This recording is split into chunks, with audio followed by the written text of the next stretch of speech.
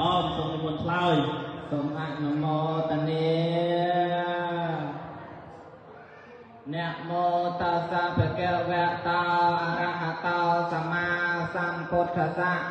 นะโมตัสสะภะคะวะโตอะระหะโต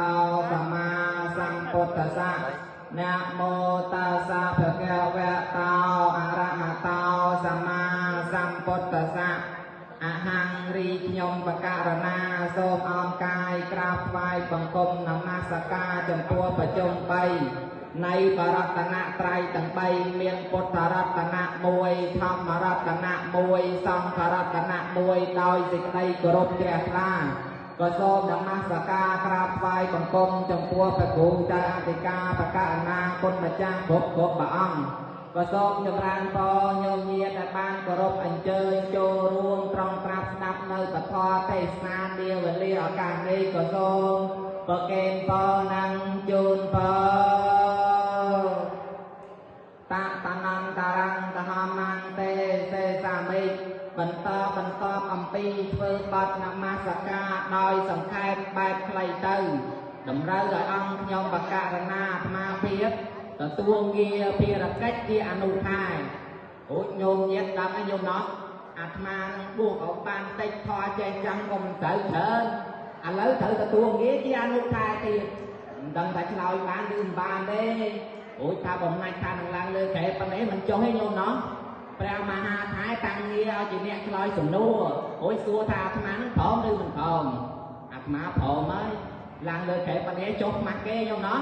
ខ្មាស់គេតែមុននឹងអាត្មាភាពទទួលងារភារកិច្ចជាអ្នកឆ្លើយនៅសំណួរអាត្មាភាពសូមប3ប្រការពីព្រះមហាថៃជាមុនព្រះមហាថៃញោមយិតឆ្ងល់ទេចង់ដឹងទេដល់3ប្រការហ្នឹងអីញោមចង់ទេ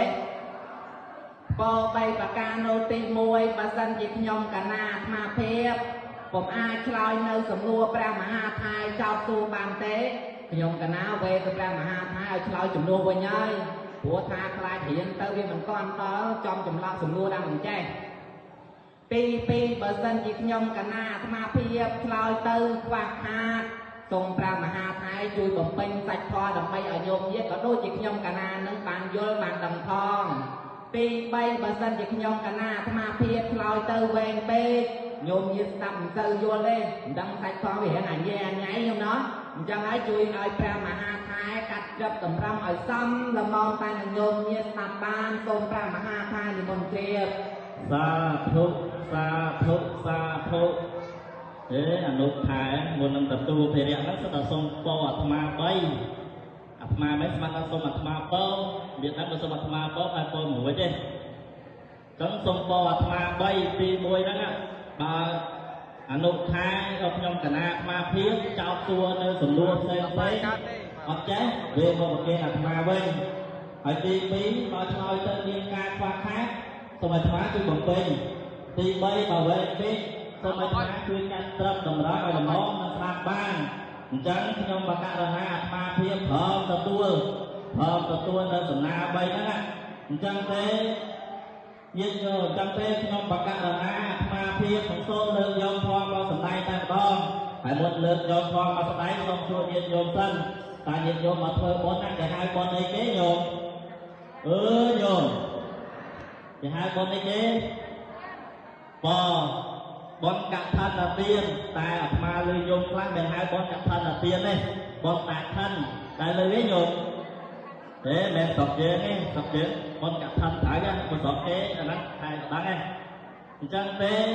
ព្រះអនុខែក៏ព្រមទទួលព្រះភ្នាក់ងារព្រះអនុខែឆ្លើយនៅសំណួរកម្មដើម្បីឲ្យខ្ញុំបកករណាអាត្មាភាពក្នុងបុណ្យបរិស័ទបានយល់ដឹងអញ្ចឹងខ្ញុំបកករណាអាត្មាភាពនឹងសូមចូលដណ្ដឹងសួរតែម្ដងមើលអនុខែតើបុណ្យកឋិនទានសាមគ្គីហ្នឹងមានតាំងពីពេលណាមកដល់នេះសូមនិមន្តឆ្លើយញោមញាតិអីគេញោមសួរសំណួរទៅចូលទៅដឹងទៅដឹងកូនទៅដឹងចៅយ៉ាងចេះអូញោមញាតិតែអាត្មាឡើងលើក្រែហ្នឹងកុំទៅថាស្រួលញោមភ័យណាបេះដូងហ្នឹងលឺតែកោកអញ្ចឹងខ្ញុំថានេះភ័យណាស់ពុកពួនចង់ឃ្លាអញ្ចឹងអូយមុនតែហ្នឹងតែប្រាប់តាំងពីកន្លះខែមុនអូយជួបញោមញាតិរាល់ថ្ងៃហ្នឹងភ័យប៉ុណ្ណឹងអូយបើមិនដែរជួបទៅភ័យប៉ុណ្ណាញោមណោះស พันเตปอบเปิดพระมหาทายดอยจำรานអង្គកថានទានមានដើមកំណើតតាំងពីសម័យពុទ្ធកាលមកម្ល៉េះសូមព្រះមហាថៃនិមន្តជ្រាបសាធុជ្រាបໄວតែមិនទាន់ស្ដីច្បាស់ខាងសពិចសពិលញោមចាំតែអាត្មាអត់ញោមចុងមូលហេតុអ្វីបានជាព្រះសម្មាសម្ពុទ្ធបរមគ្រូនៃយើងទ្រង់អនុញ្ញាតឲ្យមានបងកថាទីឡើងនេះសូមនិមន្តបកស្រាយមកមើលផន្តេបបិទ្ធព្រះមហាថៃដ៏ចម្រើនបានជាព្រះសម្មាសម្ពុទ្ធបរមគ្រូនៃយើងព្រះអង្គអនុញ្ញាតឲ្យមានអង្គកថានឹងឡើងវាមានដំណើរដើមតមកកាលដែរព្រះសម្មាសម្ពុទ្ធព្រះអង្គនៃយើងនឹងព្រះអង្គទៅប្រដាក់ត្រាស់ដឹងថ្មីថ្មីលោកញាតិកាលដែលព្រះអង្គត្រាស់ដឹងថ្មីថ្មីភិក្ខុនៅក្នុងពុទ្ធសាសនាមិនមានជីវរប្រើប្រាស់ត្រឹមត្រូវទេប្រើប្រាស់ជីវរបានមកពីឆាក់ពីខ្មោចបានគោពីខ្មោចរើសតាមថៃយកមកកាត់យកមកទេចលក់ពណ៌ធ្វើជាជីវរប្រើប្រាស់មានជីវរណាល្អដូចយើងសពថ្ងៃទេលោកញាតិតម្រាំតាបានមកត្រូវទៅបានគោពីខ្មោចតាមថៃនោះឃើញខ្មោចមួយសូនអនិច្ចាឃើញខ្មោចពីរសូនអនិច្ចាកាត់យកមកទេយកមកនេះហើយចលក់ពណ៌ចលក់លក្ខធ្វើជាជីវរព្រោះការដំណើរនៅសម័យពុទ្ធកាលការសម័យតែព្រះសម្មាសម្ពុទ្ធព្រះអង្គគ្រូនៃយើងព្រះអង្គគង់នៅវត្តចេតពុនពេលនោះដែរវេលានឹងចិត្តដល់ថ្ងៃចូលវស្សាទៅហើយមានភិក្ខុ30អង្គញោមញាតិញោមស្ដាប់យើងស្ដាប់មានភិក្ខុ30អង្គចង់ទៅថ្វាយបង្គំព្រះសម្មាសម្ពុទ្ធនៅវត្តចេតពុនព្រោះគាត់តែតាំងចិត្តនឹកឃើញតែចង់បំណាច់តាំងចិត្តតែធ្វើស្វ័យបង្គំហើយក៏នាំតែ30អង្គហ្នឹងនិមន្តទៅវត្តចេតពុនអូយនិមន្តមិនតាន់ទៅដល់ផងយមញាតិនិមន្តដល់ក្រុងសាកេតតែដល់ថ្ងៃចូលវស្សាដល់ថ្ងៃចូលវស្សាហើយមិនដឹងទៅណាទេទៅបន្តទៀតពីខកថ្ងៃចូលវស្សាទៅក្រោយវិញក៏វាមិនដល់វត្តអញ្ចឹងហើយក៏សន្មតយកក្រុងសាកេតជាកន្លែងចូលវស្សាអស់រយៈពេល3ខែញោមញាតិតម្រាំទៅដល់វត្តចេតពុនឧបសគ្គច្រើនណាស់មិនតាន់ទៅដល់ផងដល់ថ្ងៃចូលវស្សាអញ្ចឹងហើយក៏សម្រេចចិត្តចូលវស្សាបដោយ3ខែហ្នឹងបន្ទាប់ពីចាំវស្សានៅក្រុងសាកេតអស់រយៈពេល3ខែដល់ថ្ងៃចេញវស្សាភិក្ខុទាំង30អង្គក៏បវារណាចេញវស្សាអូយតែចេញវស្សាព្រាមមិនចាំយូរទេញោមព្រោះឯចិត្តហ្នឹងបងប្រាថ្នាចង់ទៅស្វែងបង្គំព្រះសម្មាសម្ពុទ្ធគាត់ទៅដល់ថ្ងៃចេញវស្សាហ្នឹងក៏និមន្តទាំង30អង្គហ្នឹងទៅវត្តចេតពុនអូយចេញវស្សាកាលនោះមិនទាន់ដាច់ទឹកភ្លៀងទេញោមនៅមានភ្លៀងធ្លាក់នៅឡើយពេលដែលនិមន្តតាមផ្លូវតម្រង់ទិសដៅទៅវត្តចេតពុនហ្នឹងស្រាប់តែមានភ្លៀងធ្លាក់មួយសាទៀត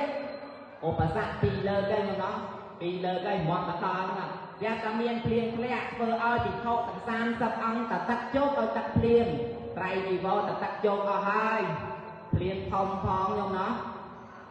អូយដោយចិត្តជ្រះថ្លាដោយចិត្តចង់ឃើញចង់ជួបព្រះសម្មាសម្ពុទ្ធឆាប់នោះមិនចាំឲ្យស្ងួតបងស្ងួតចពោទេចូលទៅស្វែងបង្គំព្រះសម្មាសម្ពុទ្ធទាំងសោតទឹកជោគនោះទៅអូយទៅដល់ស្វែងបង្គំហើយក៏បានសម្រាប់អីនៅនំតិចបន្តួចចឹងទៅពេលនោះដែរព្រះសម្មាសម្ពុទ្ធបរមគ្រូនៃយើងព្រះអង្គតតឃើញភិក្ខុទាំង30អង្គនោះតែទឹកជោគដូច្នោះហើយព្រះអង្គក៏មានមុតដីកាសួរទៅភិក្ខុទាំង30អង្គនោះថាមនាភិក្ខុទាំងឡាយតើការចាំវស្សានៅក្នុងព្រៃនឹងវាសោកសណុកយ៉ាងម៉េចដែរហើយមានការសាមគ្គីគ្នាយ៉ាងម៉េចដែរសោកស្រួលគ្នាយ៉ាងម៉េចដែរមានផលលំបាកផលសំណុកនឹងវាយ៉ាងម៉េចពេលនោះដែរញោមញាតិភិក្ខុទាំង30អង្គនោះមានឱកាសហើយមានឱកាសបានឆ្លើយសំណួរហើយក៏ទូលទៅព្រះសម្មាសម្ពុទ្ធប្រាប់ថាការរស់នៅនឹងសាមគ្គីគ្នាវាល្អហើយសាមគ្គីគ្នានឹងសោកស្រួលគ្នាល្អហើយព្រះសម្មាសម្ពុទ្ធហើយតែវាពិបាកត្រង់ថាគ្មានស្បង់គ្មានជីវរណាប្រើប្រាស់ត្រឹមត្រូវទេព្រោះឯងញោមញាតិដឹងហើយទៅនៅក្នុងព្រៃមាននៅក្នុងស្រុកអីដូចយើងទៅមាន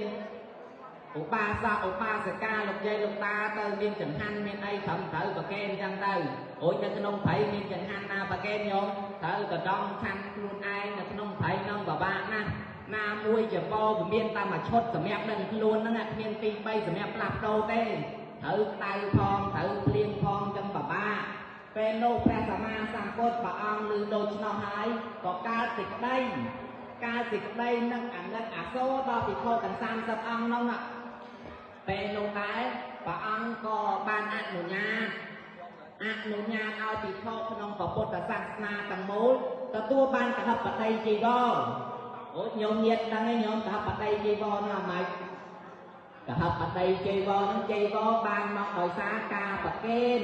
ដូចជាឥឡូវហ្នឹងញោមញាតិបានជាវត្រៃជាវលៀនដើម្បីវេប្រគេនដល់ព្រះភិក្ខុសង្ឃអានឹងហៅថាកហបតីជីវរតាំងពីពេលនោះមកព្រះសម្មាសម្ពុទ្ធក៏អនុញ្ញាតព្រះអង្គក៏ពុទ្ធធានអនុញ្ញាតឲ្យភិក្ខុក្នុងពុទ្ធសាសនាទាំងមូលភិក្ខុណាដែលចាំវស្សាអស់រយៈពេល3ខែមិនដាច់ដល់ពេលញោម3ខែមិនដាច់ចឹងបើដាច់មិនអាចទទួលបានទេក៏តែភិក្ខុសង្ឃដែលចាំវស្សា3ខែមិនដាច់ទើបព្រះអង្គអនុញ្ញាតឲ្យទទួលអង្គកឋិនទានបានហើយទទួលអង្គកឋិនទានហើយភិក្ខុដែលទទួលក្រាក្រមអង្គកឋិនទាននឹងទទួលបានអានិសង្សថែមទៀតមានន័យថាដូចញោមញាតិវេអង្គកឋិននឹងដល់ព្រះភិក្ខុសង្ឃដែលចាំវស្សានឹងញោមណាហើយនៅពេលដែលភិក្ខុសង្ឃក្រៅក្រមនៅអង្គកឋិនរបស់ញោមញាតិហើយភិក្ខុសង្ឃទទួលបានអានិសង្សថែមទៀតអញ្ចឹងហើយ